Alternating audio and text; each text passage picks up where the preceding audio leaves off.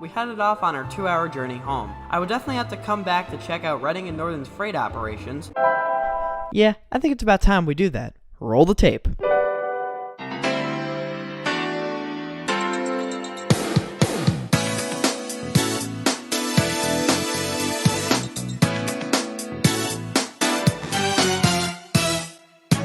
On June 20th, 2023, we decided to head out to the Reading and Northern Railroad to catch a day of their freight operations. We were pretty much going in blind, only knowing the departure time of the famous NRFF. Despite this, through good luck and timing, we were able to catch 5 different trains throughout Reading and Northern's main line, including a chase of the NRFF. So come along as we take a journey through a day of Reading and Northern's freight operations.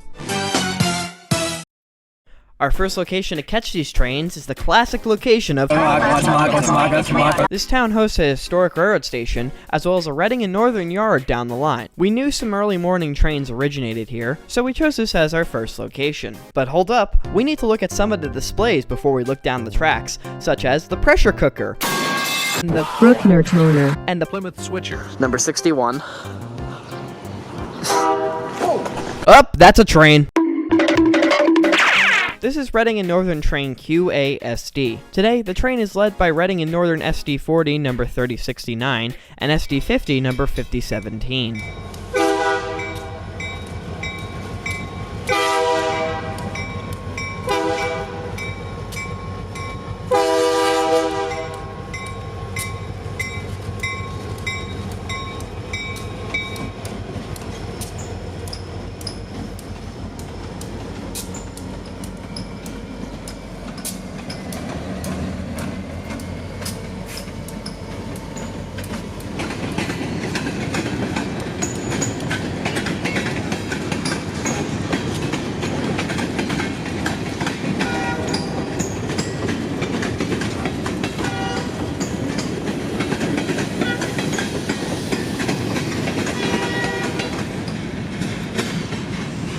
With the train in Tamako caught, we decided to head over to our next location of Port Clinton. On the drive there, we pretty much followed the same exact chase route as we did when we chased 2102. Only this time, there was no foamer traffic. One of the most mobbed locations for these chases was Miller's Crossing, where foamers were lined up all over the side of the road to get their shots. On this day, this wasn't an issue. However, there was a nice surprise waiting for us on the tracks. Foamers everywhere, all over the side of the road here. On top of that hill, Bob. Oh, shit, wait!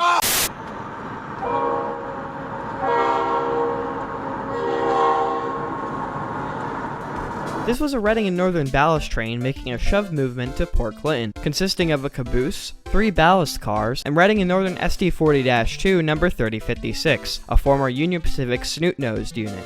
We would catch up to them at Port Clinton, where they would stop near the station.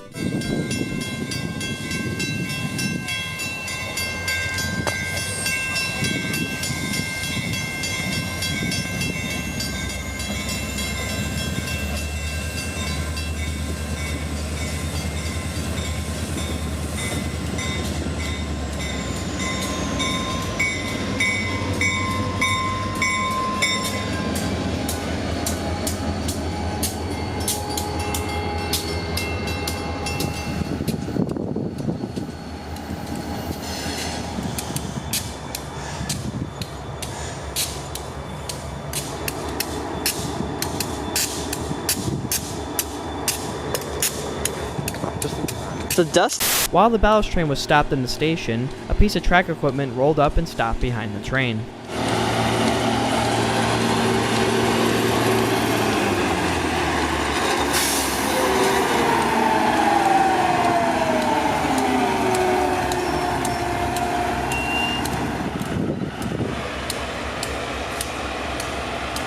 After the crew got back on board, the train continued its shove movement down the line, with a piece of track equipment following close behind.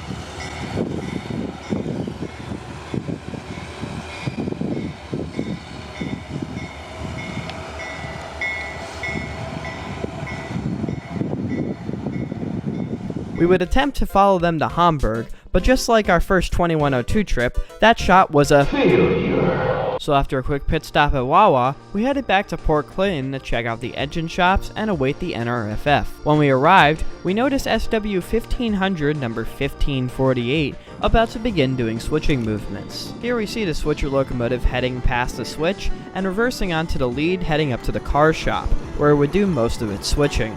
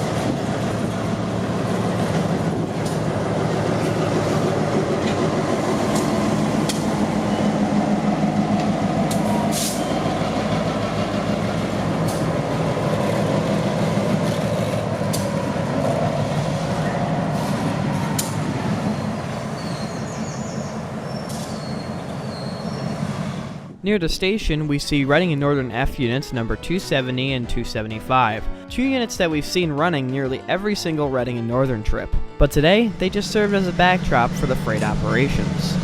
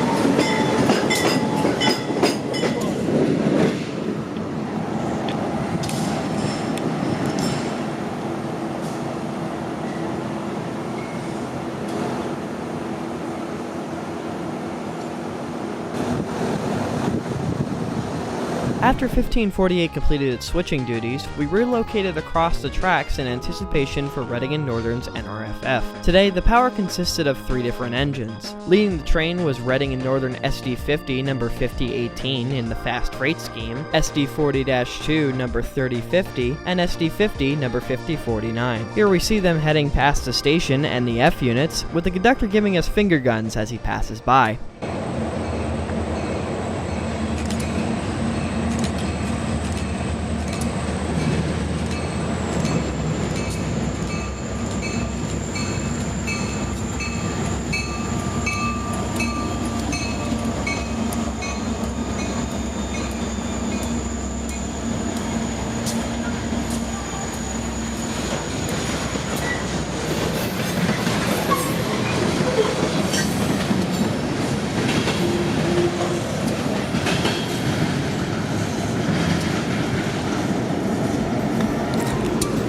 catch up to the train in New Ringgold, where I perform my tradition of standing on top of the car to get a shot.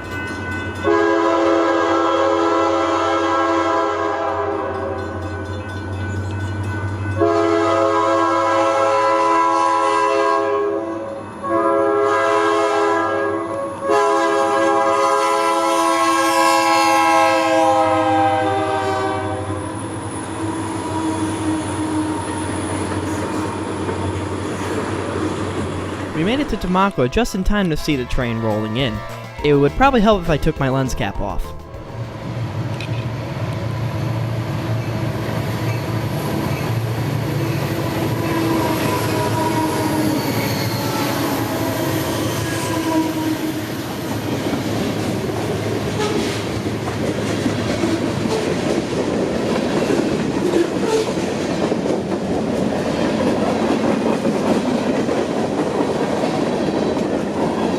Lastly, we headed up to CP Cole, just past Nesquehoning Junction and Jim Thorpe.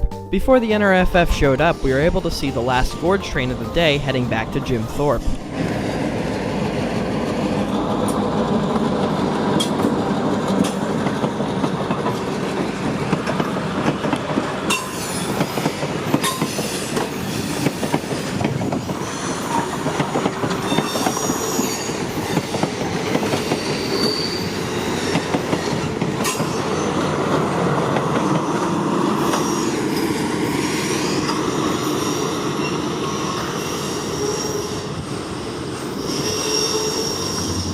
And finally, we see the NRFF one last time, powering up the grade past CP Cole.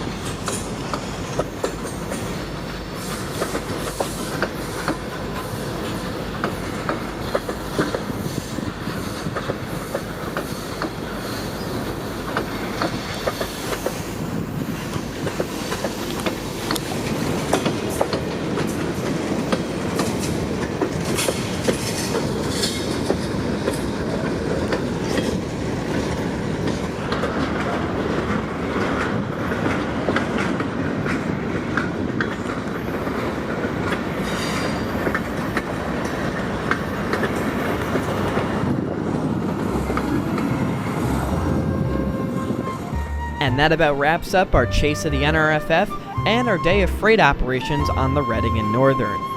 I will definitely have to come back and check out, the Reading and Northern forklift.